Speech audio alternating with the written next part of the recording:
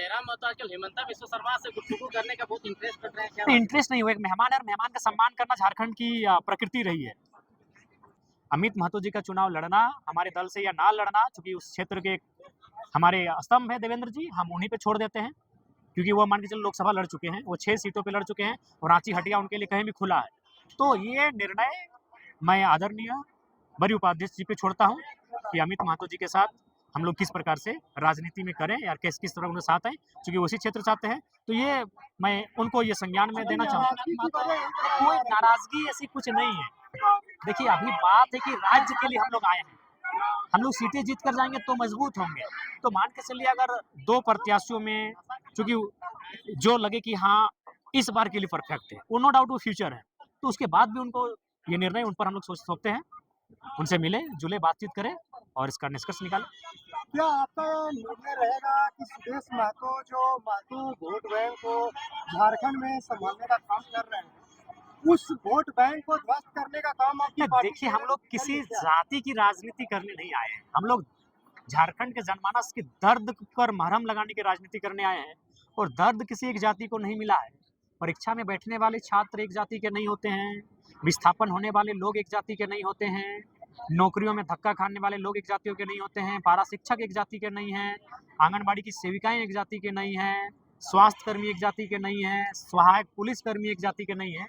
तो हम लोग झारखंड के दर्द पे महरम लगाने की राजनीति करने आए हैं, तो झारखंडियत की राजनीति करने आए हैं। लेकिन जब हम लोग राजनीति करेंगे तो सभी जाति सभी तत्वों को जरूर लाभ मिलेगा। लेकिन झारखंड की राजनीति में तो यही चर्चा है ना कि जयराम महतो कहीं न कहीं सुदेश महतो की राजनीतिक कैरियर को खत्म करने के लिए नहीं, हम किसी को कैरियर को क्यों खत्म करेंगे भाई?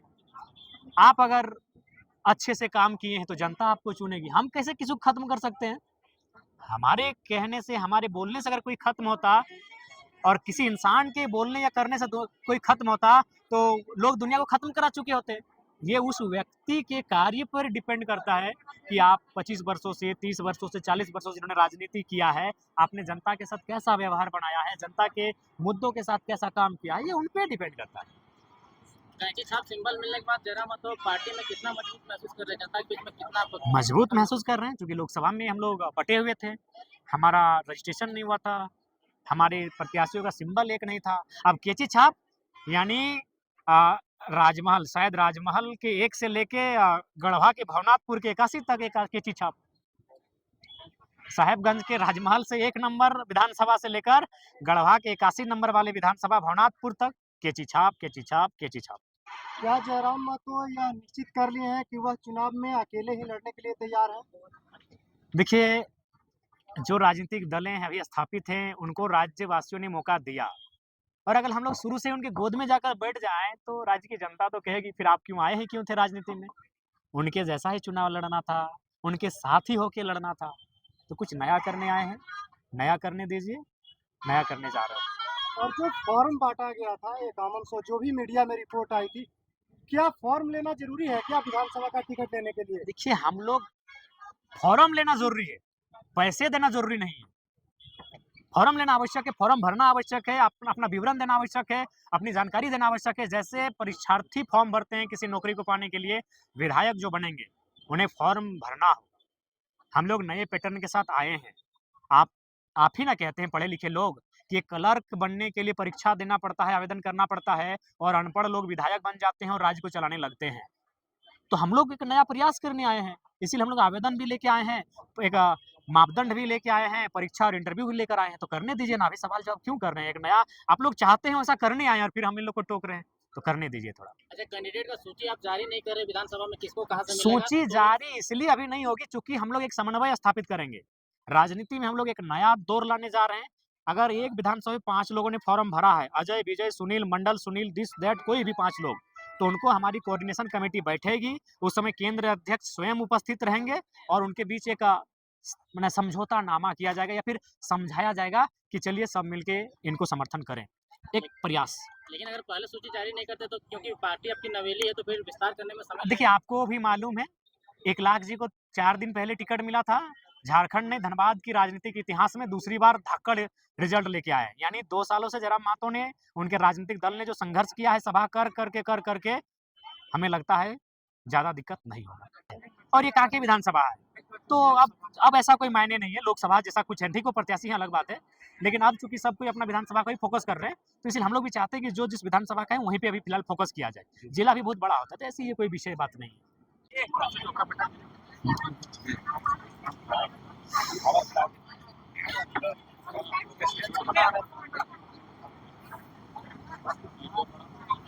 जयराम जी कांके विधानसभा क्षेत्र में आज प्रोग्राम कर रहे थे, यहाँ पर भी विस्थापन का दर्द बढ़ा है, क्या कहना चाहेंगे? बिल्कुल, हमें लगता है यहाँ तो विस्थापन का दर्द बिल्कुल अनगिनत है। यहाँ के रग-रग में विस्थापन है, यहाँ के पग-पग में विस्थापित लोग हैं, और मुझे लगता है कि झारखंड राज्य अलग करने की लड़ाई ये लोग आज भी लड़ रहे हैं। बेशक झारखंड राज्य अलग हो चुका है, धरती आबा बिरसा मुंडा की जन्मतिथि 15 नवंबर सन 2000 को झारखंड राज्य अलग हो चुका है, लेकिन अगर कांके क्षेत्र की मैं बात करूं, तो यहाँ के लोग झारखंड अलग राज्य की लड़ाई आज भी लड़ रहे हैं, क्योंकि झारखंड अलग राज्य की लड़ाई थी जमीन बचाने की लड़ाई, अपने जमीनों के संरक्षण की लड़ाई। बिल्कुल यहाँ रिम पास है, यहाँ आईटीबीपी है, यहाँ पागल खाना है, यहाँ कैंसर अस्पताल है, यहाँ आपका बीआईटी मेसरा इसी विधानसभा में आता है, इसी विधानसभा में आपका और माने सीएमपीडीआई का आता है, इसी विधानसभा में आपका सीसीएल आता है। हमको लगता है 12 या 13 उद्योग ऐसे हैं इस विधानसभा के अंतर्गत आते हैं, और वहाँ लोग विस्थापन की लड़ाई आज भी लड़ रहे हैं, और बहुत ही मतलब कष्टकारी स्थिति में लड़ रहे हैं। इसीलिए मैंने कहा कि इस क्षेत्र के लोग झारखंड अलग तो हो चुका है, लेकिन अलग राज्य की लड़ाई के तर्ज पर आज भी लड़ रहे हैं। ये दुर्भाग्य है, अलग झारखंड राज्य में इनके साथ ये व्यवहार, ये दुर्व्यवहार, ये दुर्भाग्य है।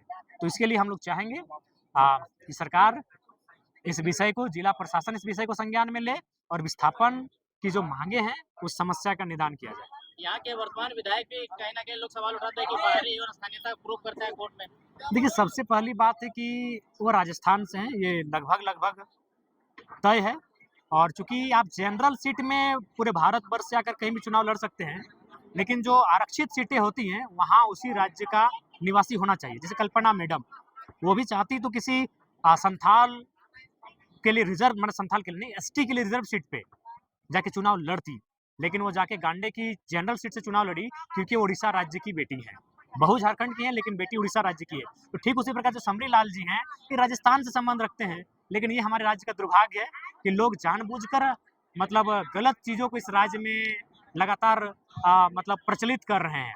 समरी लाल जी का यहाँ से विधायक होना भी संवैधानिक है, क्योंकि वो हमारे राज्य के नहीं है, अतः आरक्षित सीट से चुनाव नहीं लड़ सकते हैं। और सबसे दुर्भाग्य की बात, वो दुनिया की सबसे बड़ी पार्टी से चुनाव लड़कर विधायक बने, ये बड़ा विचित्र है। आज के अखबार में सुर्खियों में दिया गया कि चंपा सोरेन आपकी पार्टी में शामिल हो सकती, तो क्या कुछ है इसमें? देखिए, सबसे पहली बात, उस राज्य के कदावर नेता हैं, इस राज्य के एक इतिहास में उनका दौर रहा है, लेकिन उनकी ओर से कोई पहल नहीं हुई है। अगर ऐसी पहल होगी तो हम लोग बैठकर उस पर जरूर चर्चा करेंगे, लेकिन अभी ऐसी कोई बात नहीं हुई। जयराम जी, जिस तरह से हमेशा देखा जाता है कि देवेंद्र जी कहीं पर भी अगर सभा होती है तो आते हैं, लेकिन आज यहाँ पर नहीं आए, क्या कारण? देखिए, ये तो उनका निजी कारण हो सकता है, क्योंकि मैंने आकर पूछा कि भाई नहीं आए हैं, तो उन्होंने कहा नहीं, हम लोग टेलीफोन किए, लेकिन मैंने भी फोन किया उनको। उनका 9431 और 9470 दोनों नंबर स्विच ऑफ है, और ऐसा मालूम हुआ कि उन्होंने एक नया सिम लिया जो उनके 4-5 लोगों तक ही सीमित है।